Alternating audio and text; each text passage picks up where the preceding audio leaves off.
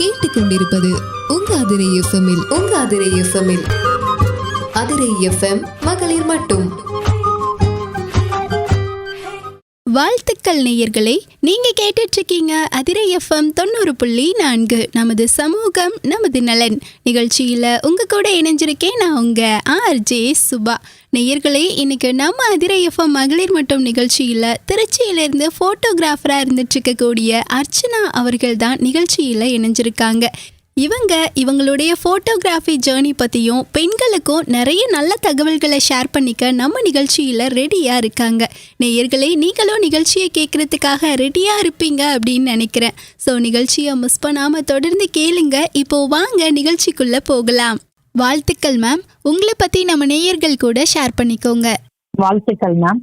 இப்போ என்னை பற்றின ஒரு சின்ன இன்ட்ரோ கொடுக்குறேன். அண்ட் என்னோட பேர் வந்து அர்ச்சனா ரபீந்திரன்றது அப்பா பேரு. பொண்ணு பேருக்கு பின்னாடி அப்பா பேர் இருக்கணும், அது இருக்கிறது நான் ரொம்ப சந்தோஷமாவும் பெருமையாவும் நினைக்கிறேன். இந்த நான் என்ன படிச்சிருக்கேன்னா எம்காம் MBA படிச்சிருக்கேன். ஒரு 10 years வந்து ஒரு கார்பரேட்ல ஒர்க் பண்ணேன். என்னோட ஒரு சின்ன small family and happy family. ஒரு போட்டோகிராஃபரா இப்போ என்னோட லைஃப் டிராவல் ஆயிட்டு இருக்கு. ஸோ அதுக்கு பின்னாடி ஒரு நிறைய ஸ்டோரிஸ் இருக்கு. போட்டோகிராஃபரா ஒர்க் பண்றதுக்கான ஒரு ஸ்டோரி. எம்காம் MBA படிச்சுட்டு ஃபோட்டோகிராஃபராக ஒர்க் பண்ணிட்டு இருக்கீங்க இல்லையா? ஸோ எத்தனை வருஷமா ஃபோட்டோகிராஃபராக இருந்துட்டு இருக்கீங்க? இதுக்குள்ள நான் எப்படி வந்தேன்னு சொல்றதுக்கு முன்னாடி ஒரு என்னோட லைஃப்பை பத்தி சொன்னாதான் ஏன் இதுக்குள்ள வந்தேன்றது நான் சொல்ற மாதிரி வரும். அதுக்குள்ள நிறைய அந்த லைஃப் அப்ஸ் அண்ட் டவுன்ஸ் நிறைய இருக்கு. ஸோ அதுதான் ஒரு ஆக்சிடென்ட் பாயிண்டா இல்ல என்னோட உள் ஆள் மனசுல இருந்து நான் இந்த இதுக்குள்ள வந்தேனான்றது அப்பதான் எல்லாத்துக்கும் புரியும்னு நினைக்கிறேன். அது ஒரு சின்ன இன்ட்ரோ கொடுத்துடலாமா? இப்போ எனக்கு சின்ன வயசு ஸ்கூல் டேஸ்ல இருந்தே ஒரு மெமரிஸை கேப்சர் பண்றது, மெமரிஸை வந்து ஸ்டோரேஜ் பண்ணி வைக்கிறது எனக்கு ரொம்ப பிடிக்கும்.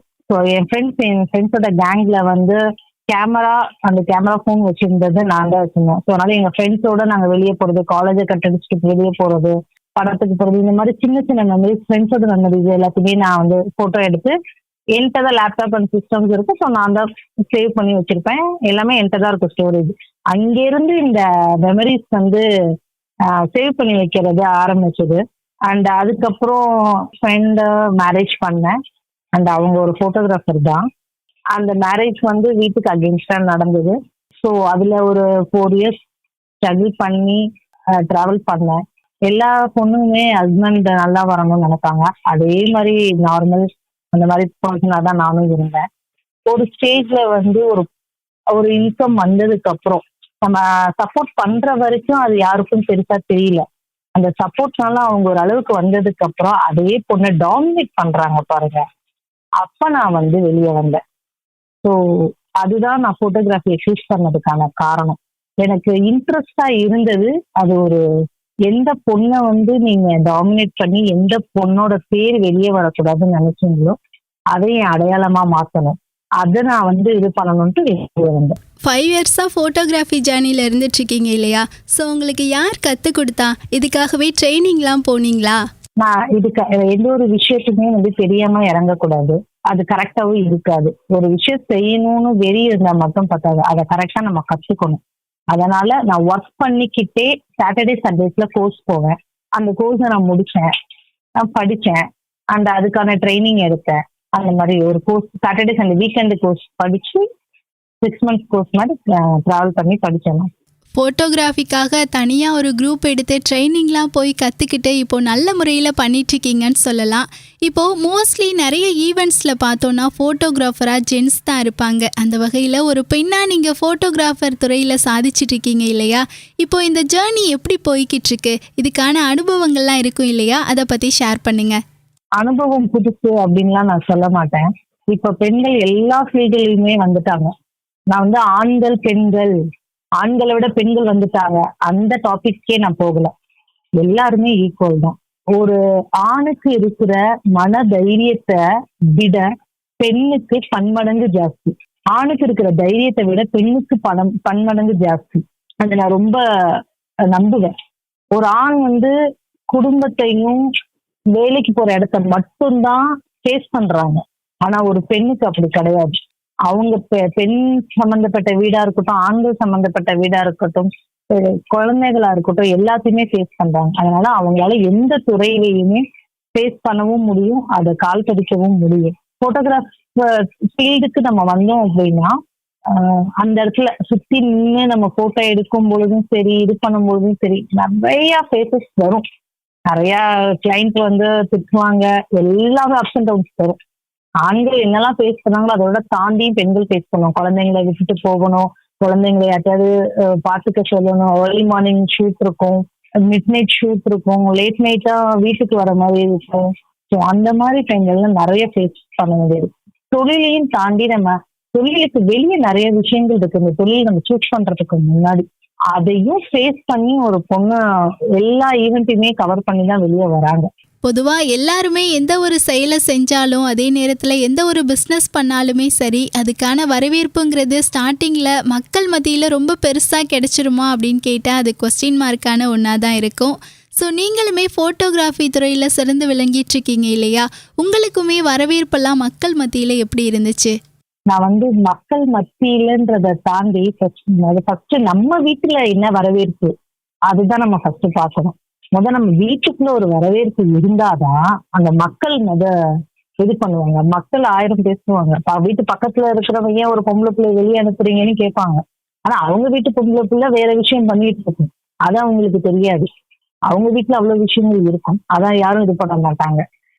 நம்ம வீட்டுல அதுக்கான வரவேற்பு இருக்கணும். அந்த வரவேற்பு வைக்கிறதுக்கு நம்ம அவங்களுக்கு நம்பிக்கையை கொடுக்கணும். நான் இந்த ஃபீல்ட்ல சஸ்டெயின் ஆவேன், என்னால சாதிக்க முடியுன்ற நம்பிக்கைய ஒவ்வொரு பெண்ணும் அவங்கவங்க வீட்டுக்கு கொடுத்தீங்கனாலே சொசைட்டில நல்ல வரவேற்பு கிடைக்குன்றது என்னோட பர்சனல் எக்ஸ்பீரியன்ஸ் அண்ட் பர்சனலான ஒரு விஷயம்.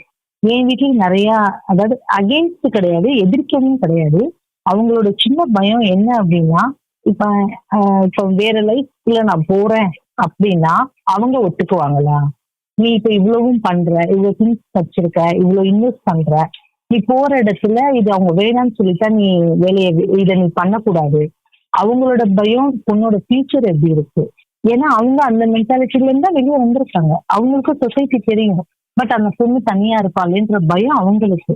என்ன பொறுத்த வரைக்கும் என்ன அப்படின்னா, ஏன் எந்த தொழில்னாலே ஒண்ணுதானே, எந்த தொழில் செஞ்சா என்ன, ஏன் வரவங்க நான் என்ன தப்பான தொழில் செய்யறடா? நான் ஒரு போட்டோகிராஃபர், ஒரு குழந்தைங்கள போட்டோ எடுக்கிற ஒரு போட்டோகிராஃபர். குழந்தைங்க போட்டோ எடுக்கிறதுல ஏன் நம்ம வரப்போறவங்க வீட்டுல ஒத்துக்க மாட்டாங்களா? ஓ ஃபர்ஸ்ட் நம்ம வீடு நம்மளை வந்து அக்செப்ட் பண்ணணும். அப்புறம் நான் எங்க அம்மாவுக்கு உட்காந்து புரிய வச்சு ஒரு சர்டன் பீரியட்ல கொஞ்சம் அவங்களும் எதிர்க்கல, இப்படி இருக்குமா அப்படின்னு சொல்ல ஆரம்பிச்சாங்க. அதுக்கப்புறம் அவங்களுக்கு நான் புரிய வச்சேன். எதுவுமே நம்ம கன்வே பண்ற விதம் தான். வரும்போது வரட்டும், நடக்கும் போது நடக்கணும், அதை பார்ப்போம். இப்ப எனக்கு இது பிடிச்சிருக்கு, நான் பண்றேன், நான் சந்தோஷமா இருக்கேன், நான் ஹாப்பியா இருக்கேன். நம்மளோட சந்தோஷம் மற்றவங்களை கஷ்டப்படுத்தக்கூடாது. அப்படி அது நடந்துச்சு அப்படின்னா அதை நம்ம பண்றதே தப்பு. மற்றவங்களை கஷ்டப்படுத்தி நம்மளுக்கு வர சந்தோஷம் அது நிலைக்கவும் நினைக்காது. ஸோ என்னோட சந்தோஷம் அந்த குழந்தைங்களை பார்க்கும்போது நான் சந்தோஷப்படுறேன், அந்த குழந்தைங்களோட பேரண்ட்ஸை பார்க்கும்போது நான் சந்தோஷப்படுறேன். ஒரு நிகழ்ச்சியில போய் ஒரு ஷூட் எடுக்கும்போது அவங்க சுற்றி இருக்கிற சந்தோஷத்தை பார்க்கும்போது நான் சந்தோஷப்படுறேன். ஒரு கல்யாண ஈவெண்ட்ஸ்ல போய் எடுக்கும்போது அந்த அந்த எதிர்பார்ப்பு, நம்ம ஃபியூச்சர் இப்படி இருக்க போகுது, என் பொண்ணு நல்ல இடத்துல இருக்க போறா, என் பையன் நல்ல இடத்துல இருக்க போறா, என் பேத்திக்கு நல்ல, அந்த சந்தோஷம் இருக்கு இல்லையா, அதை எனக்கு ரொம்ப பிடிச்சிருக்கு, அதை நான் லைக் பண்றேன். அந்த லவ் இருக்கிறதுனால என்னோட போட்டோவும் நல்லா வருது. அதை பார்க்கும்போது அவங்களுக்கு ஒரு சந்தோஷம் கிடைக்குது. அவங்களோட மெமரியை வந்து நான் சேவ் பண்ணி அவங்களுக்கு ஒரு ஆல்பமா நான் கொடுக்குறேன். அவங்களோட சந்தோஷத்தை பார்த்து நான் சந்தோஷப்படுறேன். சந்தோஷங்கிறது மற்றவங்களை கஷ்டப்படுத்துகிற வகையில் அமையாமல் மற்றவங்களுக்கும் சந்தோஷத்தை கொடுக்கணும், நமக்கும் சந்தோஷத்தை கொடுக்கணும் அப்படிங்கிற ஒரு நல்ல தகவலை இந்த தருணத்தில் ஷேர் பண்ணிங்க. இது நல்லா இருந்துச்சு. இப்போது நீங்கள் ஒரு ஃபோட்டோகிராஃபராக நிறைய ஈவெண்ட்ஸ்க்கு போய் ஃபோட்டோ ஷூட்லாம் எடுத்திருப்பீங்க இல்லையா? அந்த வகையில் எத்தனை ஈவெண்ட்ஸ்க்கு போயிருக்கீங்க, எத்தனை ஃபோட்டோ ஷூட் எடுத்திருப்பீங்க? நான் ரொம்ப ஸ்பெஷலா குழந்தைங்களை போட்டோ எடுக்கிறது நான் ரொம்ப விரும்புவேன். அதுல இருக்கிற சந்தோஷம் எனக்கு எவ்வளவு லட்சம் ஈவெண்ட்ஸ்க்கு போய் எடுத்தாலும் எனக்கு ஈக்குவல் பண்ண மாட்டேங்குது. ரொம்ப செலக்டட் மேரேஜ் ஈவெண்ட்ஸ் தான் நான் அதிகமா எடுப்பேன். நான் ரொம்ப அதிகமா லவ் பண்ணி எடுக்கிறது குழந்தைங்களை நியூபார்ன் ஷூட் எடுக்கட்டும், ஒரு கிட்ஸ் போட்டோவா இருக்கட்டும், அவங்களோட அவங்களோட ஸ்டோன்ஸ், அவங்க லைஃபோட ஸ்டோன்ஸை வந்து கவர் பண்றது இல்ல, அந்த சின்ன ஒரு மழலையான சிரிப்பு இருக்குல்ல, மழலையான அந்த குரல், அதெல்லாம் வந்து எனக்கு அவ்வளோ பிடிச்சிருக்கு. கிட்டத்தட்ட ஆல்மோஸ்ட் 150 நியூபார்ன் ஷூட் எடுத்திருக்கேன். அண்ட் கிட்ஸ் ஷூட் வந்து மோர் தென் 50 எடுத்திருக்கேன். ஸோ அந்த குழந்தைங்களை அந்த பேரண்ட்ஸ், அந்த தாத்தா பாட்டி சுத்தி நின்று அந்த என்கரேஜ் பண்ற இது, அதெல்லாம் வந்து ரொம்ப மனசுக்கு நிறைவா இருக்கு. ஏன்னா அந்த இடத்துல வந்து நம்மளோட நம்மளுக்கு இப்ப எல்லாத்துக்குமே நம்மளுக்கு நிறைய ப்ராப்ளம்ஸ் இருக்கும். எல்லாரும் திங்க் பண்ற ஒரே விஷயம் தான், குழந்தையாவே இருந்திருக்க மாட்டோமா, குழந்தையாவே இருந்திருக்கலாமே. நிறைய பேர் பேசி நான் கேட்டிருக்கேன்.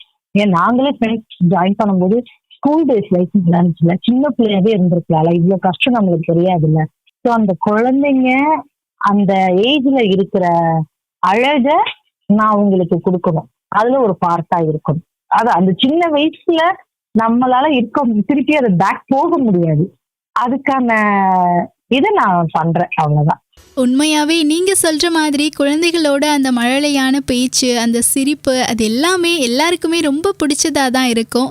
நீங்களுமே அந்த ஒரு மொமெண்ட்டை கிரியேட் பண்ணி ஃபோட்டோவாக கொடுத்துட்ருக்கீங்கன்னு சொல்லலாம். இப்போ இன்னுமே நீங்கள் ஃபோட்டோகிராஃபி துறையில் சிறந்து விளங்கணும் அப்படிங்கிறதுக்காக ஃப்யூச்சரில் இதெல்லாம் செய்யணும் அப்படிங்கிற புது ஐடியா, அடுத்த கட்ட பிளானுங்கிறதெல்லாம் இருக்கா? எனக்கு வந்து ஸ்கூல் டேஸ்ல இருந்து திருநங்கைகள் மேல ஒரு தனிப்பட்ட, ஏன் அவங்க இப்படி இருக்காங்க, எதனால இந்த மாதிரி பிஹேவ் பண்றாங்க, எதனால இப்படி பண்றாங்க, ட்ரெயின்ல போகும்போது, பஸ்ல போகும்போது, ரோட்ல போகும்போது, கோயில்ல போகும்போதெல்லாம் இது பண்ணும்போதெல்லாம் ஒரு கேள்வி இருக்கும். ஏன் இந்த சொசைட்டில இவங்க தனிப்பட்ட, அப்ப சின்ன வயசுல நம்மளுக்கு தெரியாது. அப்புறம் ஒரு ஏஜ் வரும்போது காலேஜ் படிக்கும் போதெல்லாம் 9ன்னு சொல்லி நம்ம கிண்டல் பண்ணுவோம். அந்த மாதிரி எல்லாம் நானும் பார்த்திருக்கேன். என் ஃப்ரெண்ட்ஸ் கிண்டல் பண்ணுவாங்க, நானும் பண்ணியிருக்கேன். நான் அதனால பண்ணலன்னா நான் சொல்ல மாட்டேன். ஆனா அந்த ஒரு ஏஜ் வரும்போது, ஒரு மெச்சூரிட்டி நம்ம பாஸ் பண்றோம் இல்லையா, அப்போ எனக்கு ஒரு கொஸ்டின் மார்க், ஏன் இவங்க இப்படி இருக்காங்க, நம்மள மாதிரி படிச்சுட்டு நம்மள மாதிரி இது பண்ணிட்டு வேலை செய்யலாம்ல, ஏன் இவங்களுக்காக ஒரு விஷயம் நடக்கல, ஏன் இந்த சொசைட்டி இவங்களுக்காக ஒரு அங்கீகாரத்தை கொடுக்க மாட்டேங்குது. கவர்மெண்ட் நிறைய விஷயங்கள் செய்யறாங்க, நான் இல்லைன்னு சொல்லல, அவங்களுக்கு ஒரு அடையாளம் கொடுக்குறாங்க, எல்லாமே கொடுக்குறாங்க. பட் அவங்களுக்கான ஒரு எஜுகேஷனுக்கு கொடுத்தாங்கன்னா அவங்க இப்படி பண்ண மாட்டாங்க அப்படின்றது என்னோட தனிப்பட்ட விருப்பம். எனக்கு வந்து ஒரு சின்ன ஒரு ஸ்கூல் ரன் பண்ணணும். ஜெண்டர் விமனா இருக்கட்டும், மென்னா இருக்கட்டும், யார் அந்த மாதிரி இருக்கிறவங்களுக்காக மட்டுமே அந்த ஸ்கூல். இப்ப வந்து பிசிக்கல் சேலஞ்சுக்கு ஸ்கூல் இருக்கு, அந்த மாதிரி ஏன் இவங்களுக்கு ஒரு ஸ்கூல் பண்ணக்கூடாதுன்னு எனக்கு, அதாவது இது நான் பண்ற தொழிலுக்கு இதுக்கு சம்பந்தம் கிடையாது. பட் என் தொழில்னால இவங்களுக்கு இதை செய்யணும்ன்றது என்னோட தனிப்பட்ட விருப்பம். இப்ப நான் ரீசெண்டா ஒர்க் ஷாப் கண்டக்ட் பண்ணிருக்கேன். திருநங்கைகளுக்கு நோ ஃபீஸே இல்லாம நான் ஒர்க் ஷாப் நான் பிளான் பண்ணிட்டு இருக்கேன்.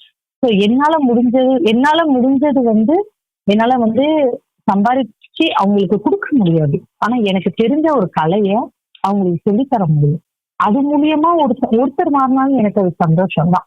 ஒருத்தர் அந்த அவங்க பண்ற தொழிலை விட்டுட்டு ஒரு தொழிலை கற்றுக்கணும். இப்ப இந்த போட்டோகிராஃபிக்கு வந்து படிச்சிருக்கணும்னு அவசியம் கிடையாது, கத்துக்கணும்னு வெளியே இருந்தா படிக்கலாம்.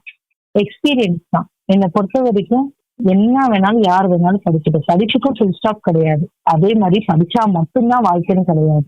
நம்ம லைஃபோட எக்ஸ்பீரியன்ஸும் நம்ம பாக்குற நம்ம சுத்தி இருக்கிறவங்களோட வாழ்க்கையோட எக்ஸ்பீரியன்ஸையும் வச்சு லேர்ன் பண்ணவங்க, பெரியாளானவங்க நிறைய பேர் இந்த உலகத்துல இருக்காங்க. என்னால முடிஞ்சது அவங்களுக்கு ஏதாவது செய்யக்கூடாதா? இதுதான் என்னோட மிகப்பெரிய ட்ரீமே கூட.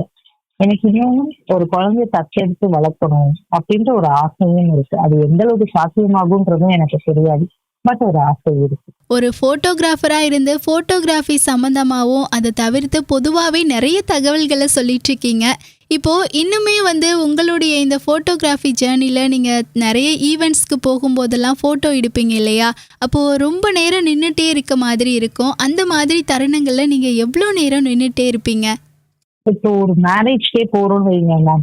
இப்போ வந்து ஏர்லி மார்னிங் பிரம்ம முகூர்த்தத்துல மேரேஜ் அப்படின்னா, பொண்ணுங்க 3:30 to 4:30 முகூர்த்தம் அப்படின்னா, நாங்க 2 மணிக்கே அந்த இடத்துல அங்க நின்று ஆகணும். பேஜ் கவர் பண்ணணும், வெளியே இருக்கிறத கவர் பண்ணணும், சிட்டிங் சேர் எல்லாத்தையுமே நம்ம கவர் பண்ணணும். அப்ப 2 o'clock இருந்து அந்த ஈவினிங் 3 o'clock 4 o'clock அந்த ஈவெண்ட் முடிகிற வரைக்கும் அந்த டைம்ல நம்ம எவ்வளோக்கு எவ்வளோ நம்ம ஒர்க் பண்றோமோ அதே ஈக்குவல் சேம் டைம் நம்ம ஹெல்த்தையும் பார்த்துக்கணும். ஆல்டர்னேட்டிவ் மாதிரி ஒர்க் பண்ணலாம். இன்டேக்கா இருக்கட்டும், நட்ஸ் இந்த மாதிரி கூட கேரி பண்ணிக்கலாம். போய் நம்மளால போய் சாப்பிட்டோ இது பண்ணிட்டோ வர முடியாது. பட் எவ்வளோக்கு எவ்வளோ வேலை செய்யறோமோ அவ்வளோக்கு அவ்வளோ நம்மளையும் பார்த்துக்கணும்.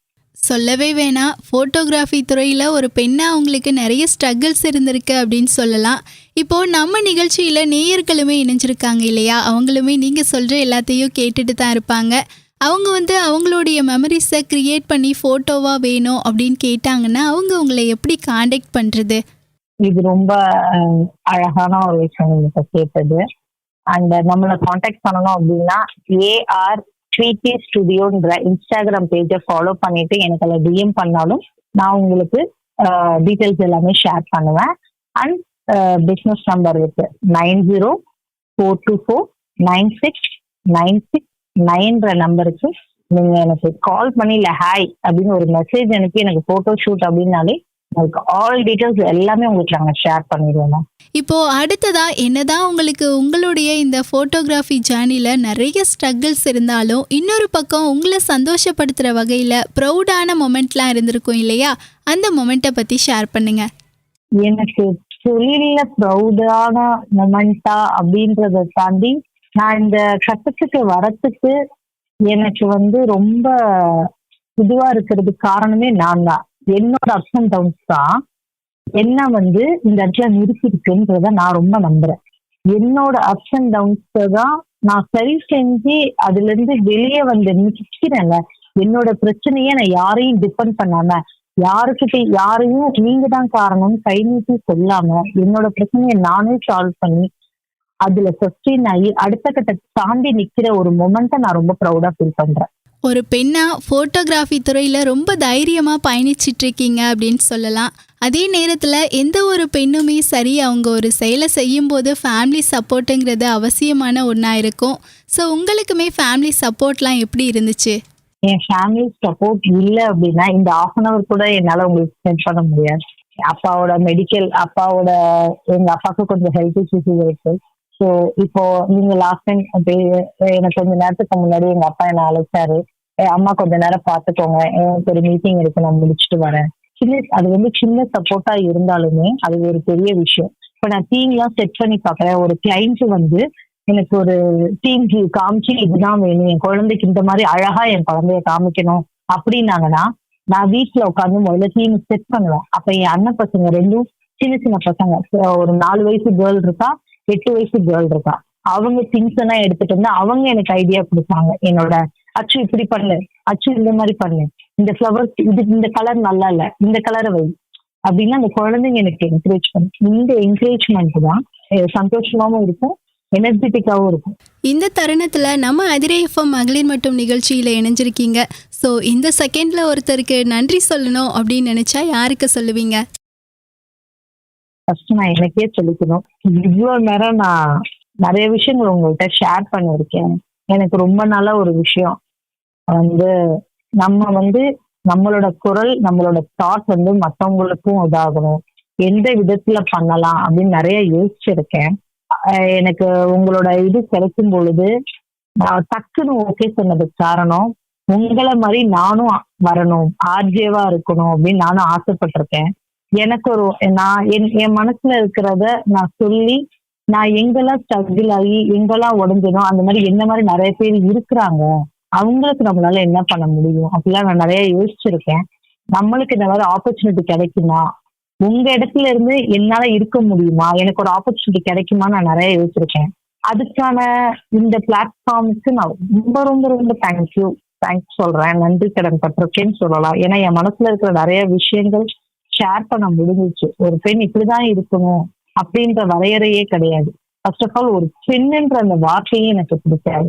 ஒரு பொண்ணு தானே, ஒரு பொம்பளை தானே, அந்த வார்த்தையே எனக்கு பிடிக்காம போச்சு. பெண்ணுக்கு ஆணும் தொலைச்சவங்க கிடையாது, ஆணுக்கு பெண்ணும் தொலைச்சவங்க கிடையாது. அழித்து வைக்கப்பட்ட உயிர்கள் தான். ஸோ இந்த டைம் நான் உங்களுக்கு ரொம்ப தேங்க்ஸ் பண்றேன். அதிரை 90.4 அதை நான் நீங்க அனுப்பும்போது நான் படிச்சேன். நமது சமூகம் நமது நலன். எல்லாருமே இப்படி இருக்காங்களான்னு நமக்கு தெரியாது, இருந்தா நல்லா இருக்கும். Okay ma'am. எந்த ஒரு பிஸ்னஸை செய்யும் போதும் சரி, அந்த பிஸ்னஸில் பெரிய ஸ்ட்ரகிளே மார்க்கெட்டிங் பண்ணுறதா தான் இருக்கும்.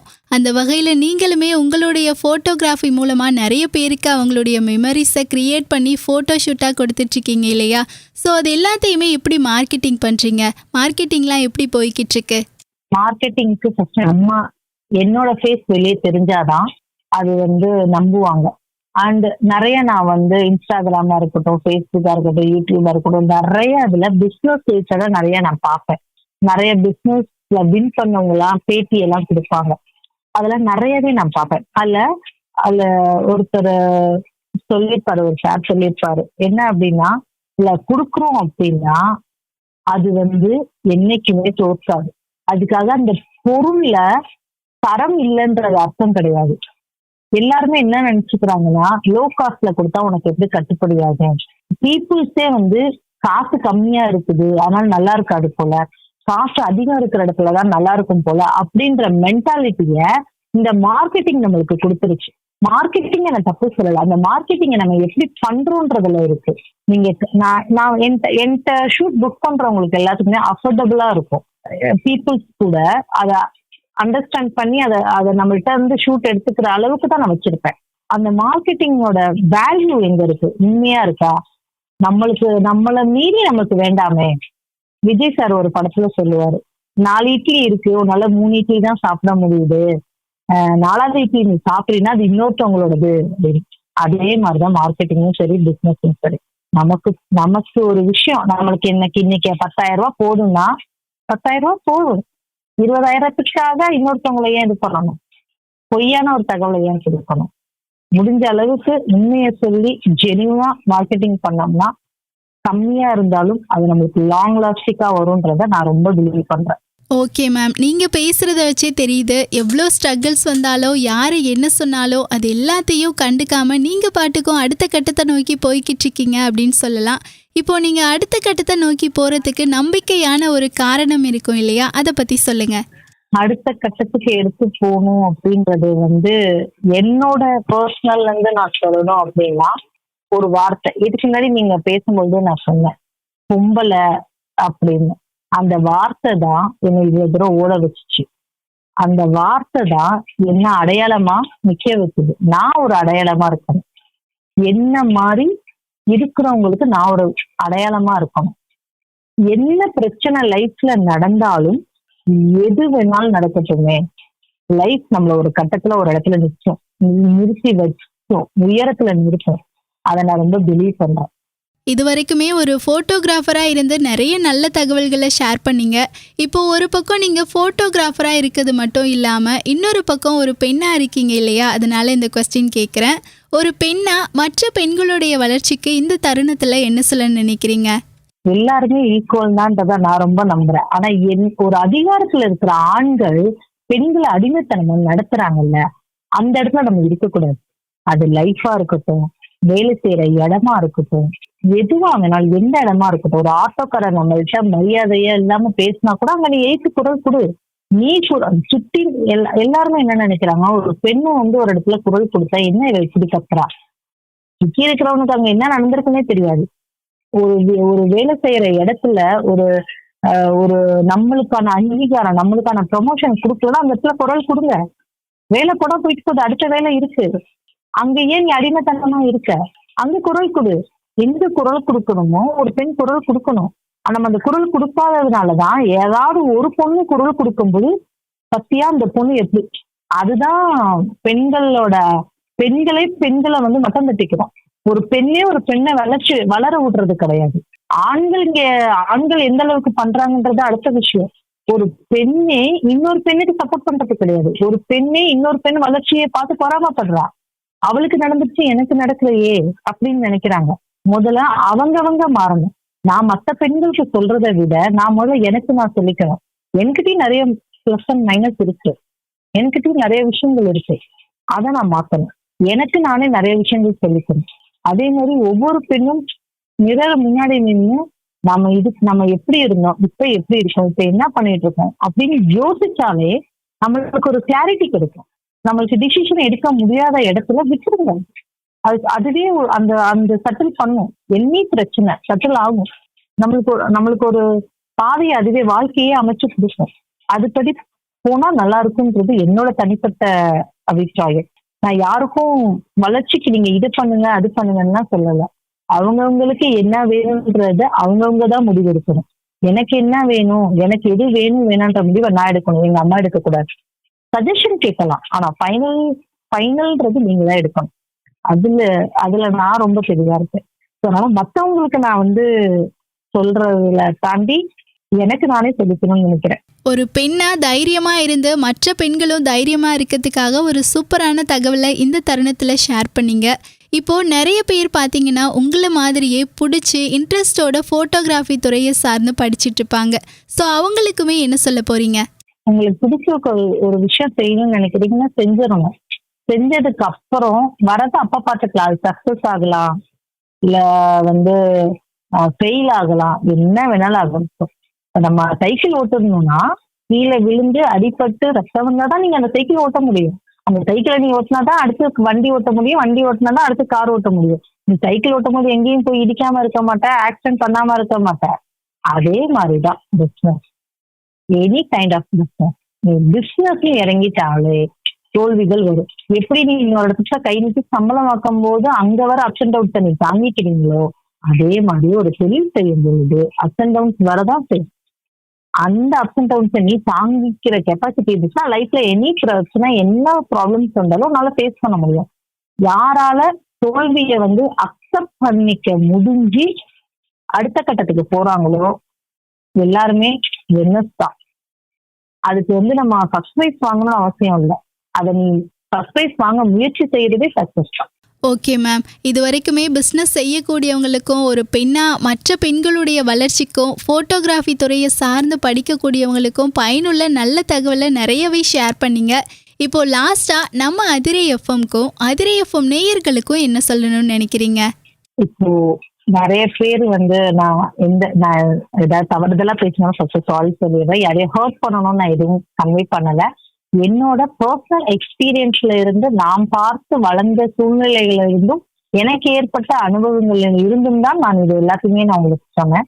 அண்ட் பர்சனலா இப்ப சொல்லணும் அப்படின்னா, நிறைய பேர் ஃபேமிலினாலையும் சரி, இல்ல ஹஸ்பண்ட்னாலையும் சரி, பேரண்ட்ஸ்னால, குழந்தைங்கனால இவ்வளவு கமிட்மெண்ட்ஸை வச்சுட்டு நம்மளால செய்ய முடியுமா அப்படின்னு அப்பெல்லாம் நிறைய பேர் திங்க் பண்ணலாம், கேட்டுக்கிட்டு இருக்கலாம், பண்ணலாமா வேண்டாமா டைனமிக்லயும் இருக்கலாம். ஒரே விஷயம்தான், உங்க மனசு என்ன சொல்லு அதை செய்யுங்க. என்னைக்குமே புத்தி நம்மளுக்கு தவறு செய்ய சொல்லாது, மனசும் தவறு செய்ய சொல்லாது. உங்க மனசு என்ன சொல்லுதோ அதை செய்யுங்க. சந்தோஷமா இருங்க, நிறைய எல்லாரும் பிசினஸ் பண்ணி ஹாப்பியா இருங்க. நேயர்களை, நம்ம அதிரை எஃப்எம் மகளிர் மட்டும் நிகழ்ச்சியை மிஸ் பண்ணாமல் தொடர்ந்து கேட்டிருப்பீங்க அப்படின்னு நினைக்கிறேன். இன்னைக்கு நம்ம நிகழ்ச்சியில் திருச்சியிலேருந்து ஃபோட்டோகிராஃபராக இருந்துட்டு இருக்கக்கூடிய அர்ச்சனா அவர்கள் தான் நிகழ்ச்சியில் கலந்துக்கிட்டு நிறைய பயனுள்ள தகவல்களை நம்ம கூட ஷேர் பண்ணாங்க. இவங்களுக்கு நம்ம அதிரை எஃப்எம் சார்பாகவும் நேயர்கள் சார்பாகவும் வாழ்த்துக்களையும் நன்றிகளையும் தெரிவிச்சுக்கலாம். இப்போ நிகழ்ச்சியிலிருந்து விடைபெறப் போகிறேன். நான் உங்கள் RJ சுபா. இந்த கருத்துக்கள் அனைத்தையும் பொதுநலன் கருதி வெளியிடுவோர் அதிரை பண்பலை 90.4 நமது சமூகம் நமது நலன். நேயர்களே, நம்ம அதிரை எஃப்எம் மகளிர் மட்டும் நிகழ்ச்சி பற்றிய கருத்துக்கள் விமர்சனங்களை எங்க கூட ஷேர் பண்ணிக்கணும் அப்படின்னு நினைச்சிங்கன்னா 7373776904 என்ற இந்த எண்ணுக்கு கால் பண்ணியோ அல்லது வாட்ஸ்அப் மூலமாகவோ தெரிவிக்கலாம். நீங்கள் கேட்டுக்கொண்டிருப்பது உங்க அதிரை எஃப்எம்மில் அதிரை எஃப்எம் மகளிர் மட்டும்.